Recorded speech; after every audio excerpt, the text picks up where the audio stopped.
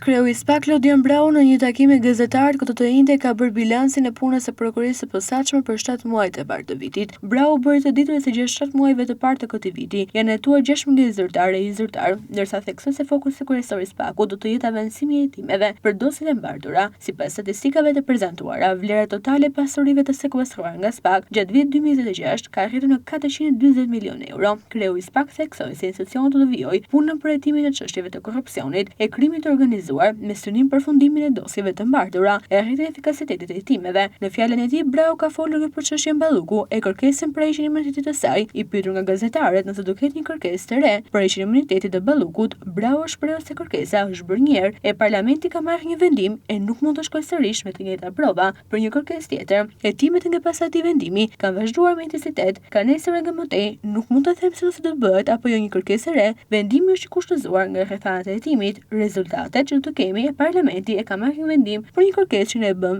Nuk mund të shkojmë sërish me të njëjtën prova, tha Brau. Sa i përket arrestimit të biznesmenit Ermal Beshiri, Brau shpreh se kishin lokalizuar e kishin dërguar letër porosin drejt Francës për veprimet hetimore. Ne kishim informacione, kishim lokalizuar, kishim nisur letër porosin drejt Francës për disa veprime hetimore për të cilët do të kemi shumë shpejt tek një njoftim zyrtar. Ne kemi kërkuar më herët nga Franca sekuestrimet e pasurive të Ermal Beshirit. Nuk ka vetëm aviona atje, ka dhe pasuri të tjera, theksoi Brau. Lidhur me dosjen Albania Files, Brau shpreh se në prokurori kanë vërtetur 2 materiale. Ka 2 materiale që kanë vërtetur në prokurori. Jemi në fazë verifikimi, nuk mund të jap tepër detaje, tha kreu i SPAK-ut. Më tej, Brau ka deklaruar se për kreun e Partisë Mundësia, Agron Shejaj, është dërguar një kallëzim në SPAK për rastin e vjedhjes së dokumenteve në kuvent. Ka ardhur një kallëzim dhe është në fazë verifikimi, ka deklaruar Brau.